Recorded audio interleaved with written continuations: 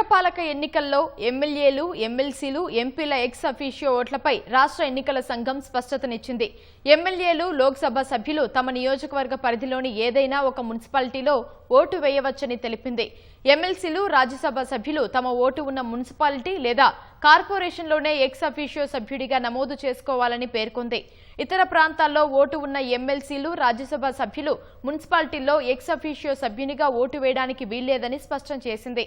High court 2021లో ఇచ్చిన తీర్పు మేరకు ఈ నిబంధనలు పాటించాలని కలెక్టర్లకు ఎస్ఈసీ స్పష్టం చేసింది. ఈ నెల 16న మున్సిపాలిటీల్లో చైర్మన్లు, వైస్ చైర్మన్లు, కార్పొరేషన్లలో మేయర్లు, డిప్యూటీ మేయర్ల ఎన్నిక జరగనుంది. అటు పురపాలిక ఎన్నికల్లో పార్టీలకు వచ్చిన ఓట్ల శాతం వివరాలను ఎస్ఈసీ వెల్లడించింది. కాంగ్రెస్ కు 39.80%, బీఆర్ఎస్ కు 28.75%, బీజేపీకి 15.67% ఓట్లు వచ్చాయి.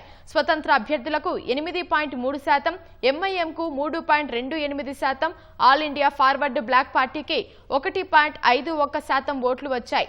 సిపిఐకి 1.3%, సిపిఎంకు 0.58%, జనసేనకు 0.35% ఓట్లు వచ్చినట్లు ఎస్ఈసీ వెల్లడించింది.